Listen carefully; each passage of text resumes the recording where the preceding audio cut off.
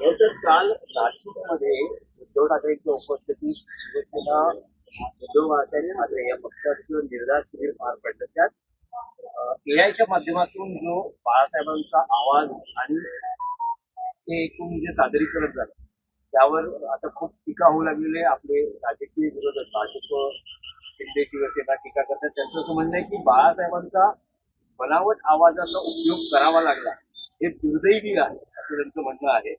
आणि उद्धव ठाकरेंनी हिंदुत्व कधीच मागे सोडलंय अशी बघा, टीका केली. माननीय हिंदुहृदय सम्राट बाळासाहेब ठाकरे यांच्या नावानं ज्याने एक बनावट शिवसेना निर्माण केली आहे त्यांनी हे बोलू नये. बाळासाहेबांच्या नावानं बाळासाहेबांचा बनावट वापर करून नावाचा एक शिवसेना अमित शहानी निर्माण केली आणि ती इथे महाराष्ट्रात काही लोकांना चालवायला दिली. बनावट शिवसेना.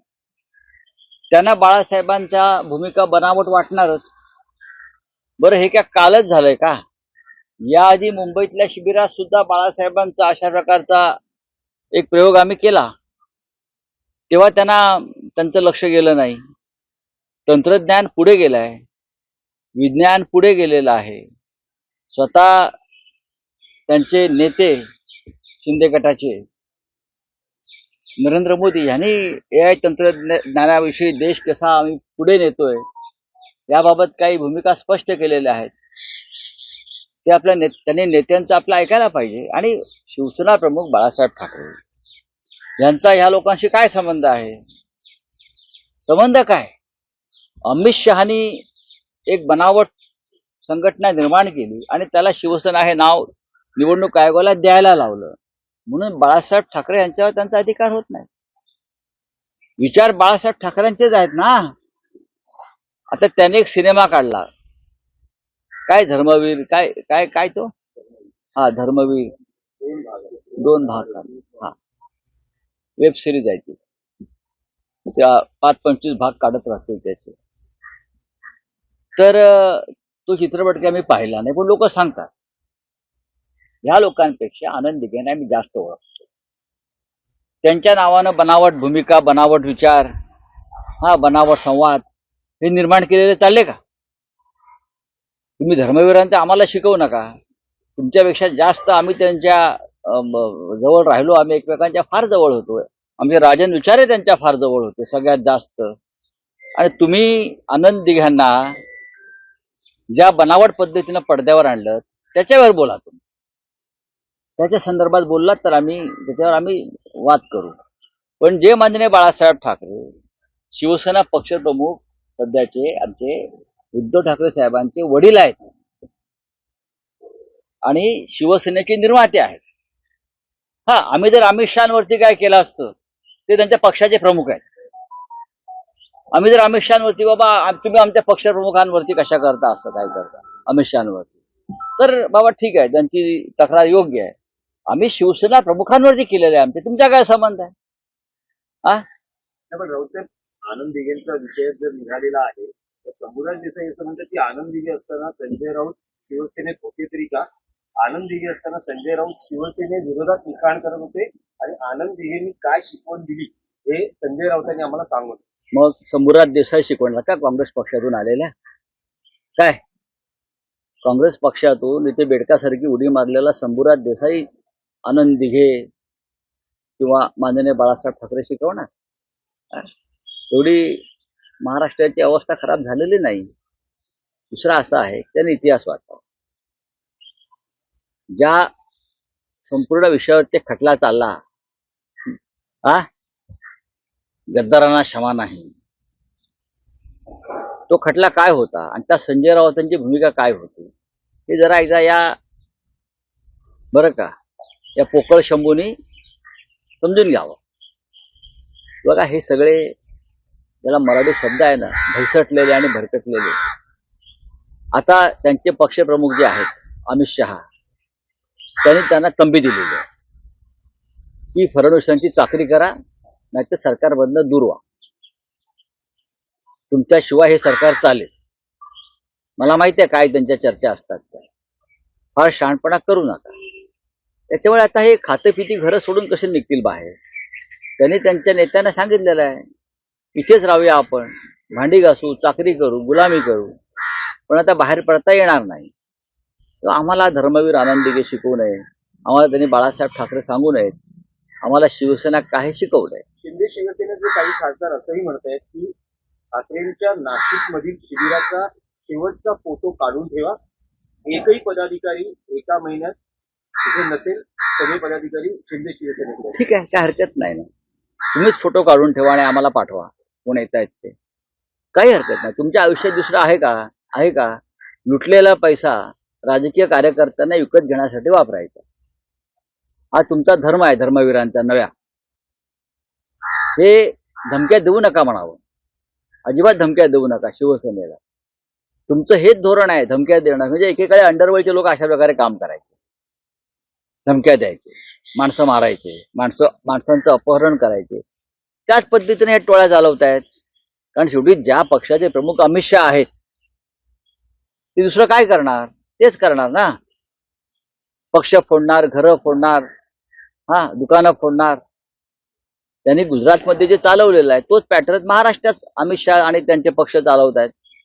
अमित शहा त्यांच्या पक्षाचं पावित्र्य जपतायत, पण जे पक्ष आहेत, या एकनाथ शिंदे, काय यशवंतसिंह वगैरे, अजित पवार, ते त्यांची पूर्ण वाट लावणार.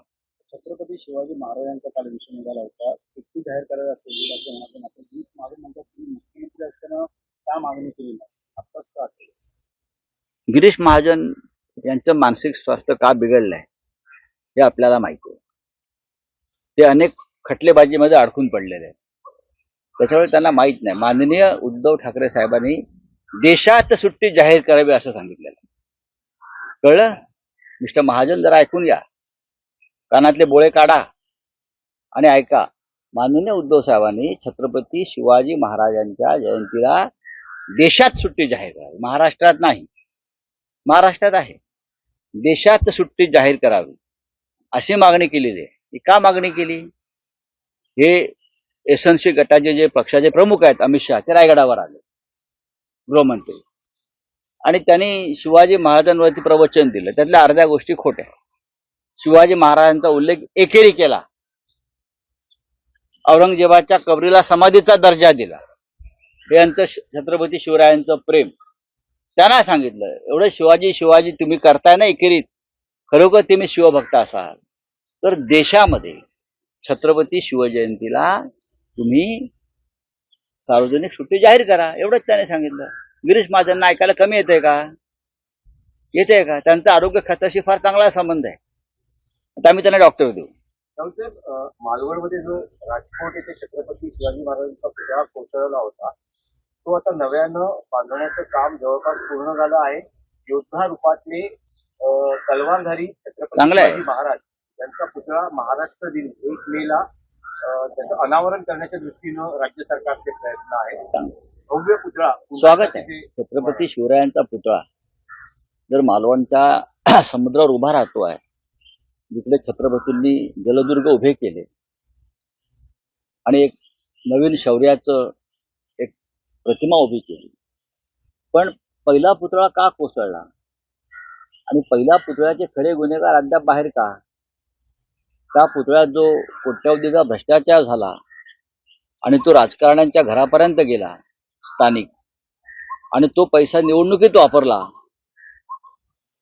त्या महाराष्ट्राच्या किंवा शिवरायांच्या गद्दारांवर काय कारवाई झाली याची माहिती नवीन पुतळ्याचं अनावरण होण्याआधी त्यांनी द्यायला हवी. नवीन शिक्षण धोरण आणलं, आता हिंदी हे सक्ती करणार आहे. सक्ती नाहीये, समजून घ्या जरा.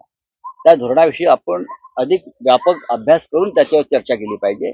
एका वाक्यात उत्तर देण्याचा राष्ट्रीय शिक्षण धोरण हा विषय नाही. घाटकोपरमध्ये आता मराठी आणि गुजराती वाद पेटलाय.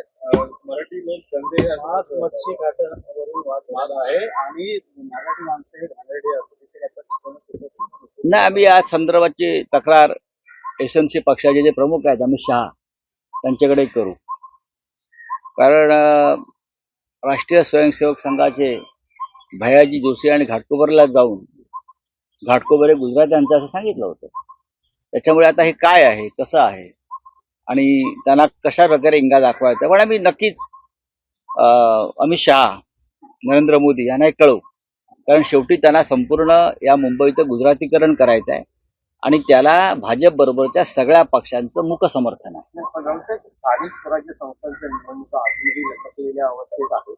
मुख्यमंत्र्यांनी एक मुलाखतीत असं म्हटलं की माझ्या हातात असतं तर मी उद्याच निवडणुका घेतल्या असत्या. त्यांच्या हातात 2.5 वर्ष होतं. प्रलंबित आहे. नाही, त्यांच्या हातामध्ये 2.5 वर्ष सरकार होतं. 2 याचिकांचं त्यांना निचरा करता आला असता ना, तेव्हा चंद्रचूड होते ना, मग त्यांना सहज शक्य होतं. त्यांना हवा तो निकाल घेता आला असता.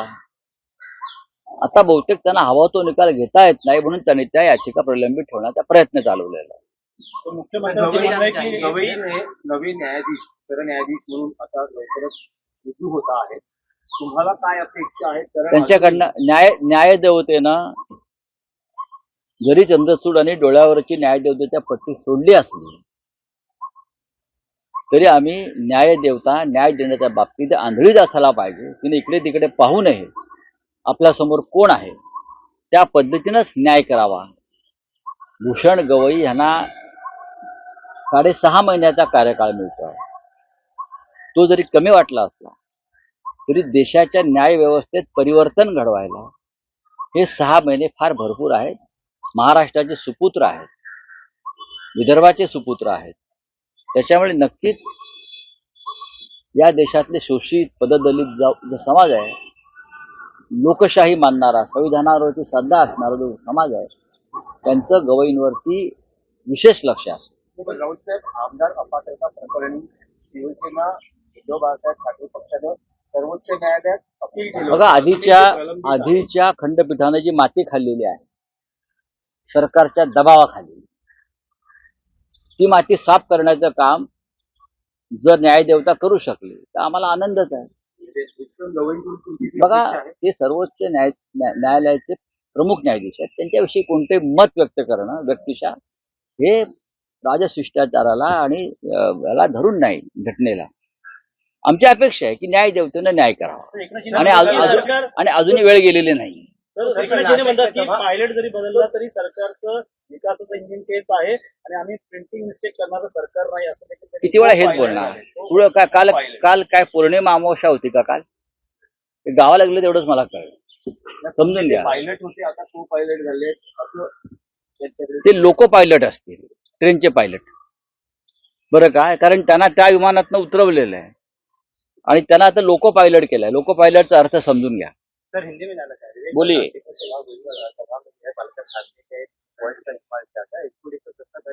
पूरे देश भर में ये टेक्निक का इस्तेमाल होता है, AI का होता है और देश बहुत आगे जा चुका है, विश्व आगे जा चुका है.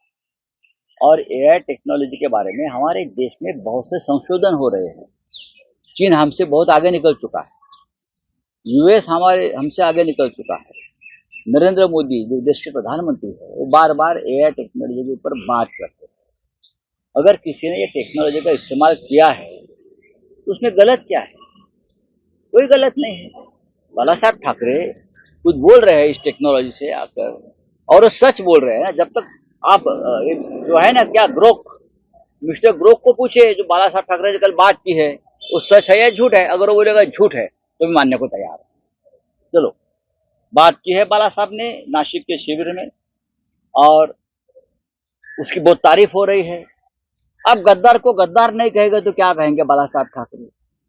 और ये गद्दार शब्द बाला साहब ठाकरे ने लाया. जब एक नारायण राणे गए थे छोड़कर, उससे पहले और कोई गए थे. तो गद्दारी का जो शब्द है, गद्दारी का जो अर्थ है, वो बाला साहब ठाकरे ने महाराष्ट्र को समझाया था ना. तो ये कौन से इतने बड़े गंगा में और दूध में धुए हुए लोग हैं जिनके बारे में शब्द का इस्तेमाल न करे? देखो क्या है, ये जो एकनाथ शिंदे वगैरह लोग हैं, उनकी एक पार्टी है. वो पार्टी अमित शाह जी ने बनाई. उनके पार्टी के प्रमुख अमित शाह है. तो अगर उनको हमारे बारे में कुछ कंप्लेंट करना है तो अमित शाह के साथ बात जाकर करिए. एकनाथ शिंदे की बात शुरू है. एकनाथ शिंदे ने एक ड्रोन लाई थी, उसकी लाठी जाने को 1500 रुपए देने को, और अब वो 1500 रुपए से कटो के 500 रुपए आ गए. सरकार का ये कहना है कि जो नमो किसान योजना है उसका बेनिफिट मिल रहा है महिलाओं को, उसकी वजह से जो है पैसे की कटौती. वो तो है ना, महिलाओं की कटौती होगी, किसानों की कटौती होगी, हाँ, जो विद्यार्थी है, स्टूडेंट है, उनकी कटौती होगी. सब कटौती होने वाली है. चले, थैंक यू. ममता बनर्जी कुणाल कामराला दिलासा मिळाला आहे. त्याला काय गरज बीजेपी की वजह से हो रही है ऐसा उन्होंने कहा. मैं ममता दीदी की बात से पूरी तरह से सहमत हूँ. जहां उनकी सरकारें नहीं बन पाती वहां बीजेपी के लोग दंगे करवाते हैं. चाहे केरल हो, चाहे तमिलनाडु हो, चाहे मणिपुर हो, चाहे पश्चिम बंगाल हो, ये करते रहेंगे. उनको हॉबी है ये. शिंदे को लेके कह रहा है कि देश विदेशातील प्रत्येक घडामोडींचे लाईव्ह अपडेट मिळवण्यासाठी आता साम टीव्हीच्या सर्व सोशल मीडिया प्लॅटफॉर्मला लाईक, फॉलो आणि सबस्क्राईब करा.